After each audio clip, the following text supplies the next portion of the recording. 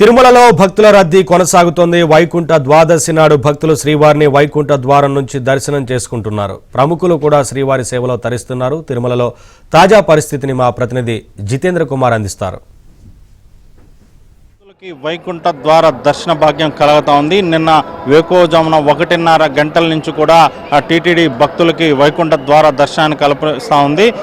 రాబో జనవరి 1వ తేదీ అర్ధరాత్రి వరకు కూడా శ్రీవారి ఆలయంలో వైకుంఠ ద్వారాలు తెరుచునున్న నేపథ్యంలో ఈ 10 రోజుల పాటు కూడా టీటీడీ భక్తులకి వైకుంఠ ద్వార దర్శనం కల్పించనుంది. దాదాపు 7 లక్షల నుంచి 8 లక్షల మంది భక్తులకు ఈ 10 రోజుల్లో వైకుంఠ ద్వార దర్శనం కూడా కల్పిస్తామని చెప్పి కూడా టీటీడీ ప్రకటించింది. అందులో భాగంగా నిన్న 67,906 మంది భక్తులకు టీటీడీ వైకుంఠ ద్వార దర్శనాన్ని కూడా కల్పించింది. అయితే దాదాపు 23 గంటల పాటు నిన్న భక్తులకి స్వామివారి దర్శనాన్ని కల్పించినప్పటికి కూడా 67,906 మంది భక్తులకు మాత్రమే వైకుంఠ ద్వార దర్శనం కల్పించడం పట్ల కొంత విమర్శలు కూడా చెలరేగుతున్నటువంటి పరిస్థితి ఉంది. సాధారణంగా గంటకి 4,000 నుంచి 5,000 మంది భక్తులకి టీటీడీ స్వామివారి దర్శనాన్ని కల్పిస్తుంది. అయితే నిన్నటి దినం 23 గంటల పాటు భక్తులకి స్వామివారి దర్శనాన్ని కల్పించినప్పటికి కూడా 67,906 మంది భక్తులకు మాత్రమే స్వామివారి దర్శనం చేసుకోవడం పట్ల కూడా కొంత విమర్శలు అయితే చెలరేగుతున్నటువంటి పరిస్థితి ఉంది. దీనికి ప్రధానంగా టీటీడీ భక్తులను తిరుమలకి అనుమతించకుండా కేవలం దర్శన టికెట్లు టోకన్లు ఉన్నటువంటి భక్తుల్ని అనుమతిస్తూ ఉండడంతో తిరుమలలో వైకుంఠ ఏకాదశి పర్వదినాన్ని కూడా రద్దీ తగ్గినటువంటి పరిస్థితులు కూడా స్పష్టంగా కనిపిస్తున్నటువంటి పరిస్థితి ఉంది. నిన్నటి సాయంత్రం నుంచి కూడా టీటీడీ తిరుమలకు వచ్చేటటువంటి భక్తులపై ఆంక్షలు ఎత్తివేసింది.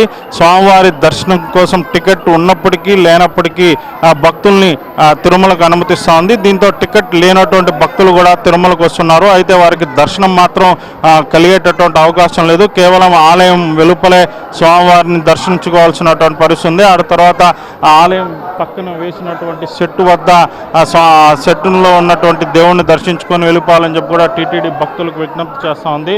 ఈరోజు ద్వాదశి రోజు కూడా టీటీడీ వేకోజామునే 3 గంటల నుంచే భక్తులకి స్వామివారి దర్శనాన్ని ప్రారంభించింది.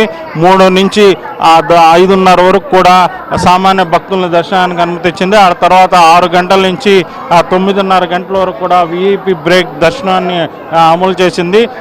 ఈ 3:30 గంటల పాటు ప్రముఖుల దర్శనానికి అనుమతించిన అనంతరం సామాన్య భక్తులను తిరిగి దర్శనానికి అనుమతిస్తుంది.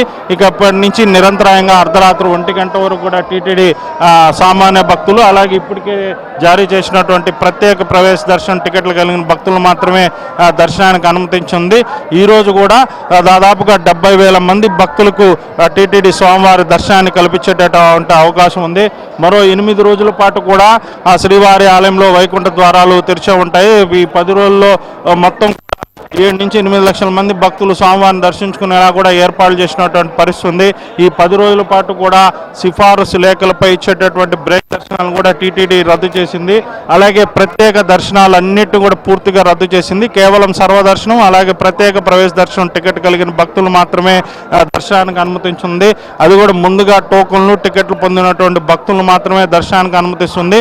ఈ తిరుమలకు వచ్చేటటువంటి భక్తులు ఎవరైనా టికెట్లు కానీ లేకుండా కానీ వస్తే మాత్రం వాళ్ళ దర్శనానికి అనుమతించమని చెప్పి ఇప్పటికే టీటీడీ స్పష్టంగా ప్రకటించేసింది. దీంతో శ్రీవారి దర్శనార్థం ప్రస్తుతం తిరుమలకు వస్తున్నటువంటి భక్తులు కేవలం టికెట్లు కానీ సర్వదర్శనం టోకన్లు కానీ ఉంటేనే స్వామివారి దర్శనం అయ్యేలా కూడా టీటీడీ ఏర్పాట్లు చేసింది. అయితే ఇప్పటికే టోకన్లు పొందినటువంటి భక్తులు ఈ 31వ తేదీకి టోకన్లు జారీ చేస్తూ ఉండడంతో ఈ 6 రోజుల పాటు కూడా భక్తులు ఎక్కడ ఉండాలో కూడా తెలియనటువంటి పరిస్థితి ఉంది. దీంతో చాలామంది భక్తులు కూడా టోకన్లు పొందినప్పుడు కూడా తిరుగు ప్రయాణం అవుతున్నటువంటి పరిస్థితి కూడా స్పష్టంగా కనపడుతోంది. దీంతో రాబో రోజుల్లో కూడా స్వామివారిని దర్శించుకునేటువంటి భక్తుల సంఖ్య మరింత తగ్గేటటువంటి అవకాశం కూడా ప్రస్తుతం తిరుమలలో నెలకొని ఉంది. ఇది వైకుంఠ ద్వాదశి సంబంధించి తిరుమలలో ఉన్నటువంటి లేటెస్ట్ అప్డేట్. వీడియో జర్నలిస్ట్ లోకేష్తో జితేంద్ర కుమార్.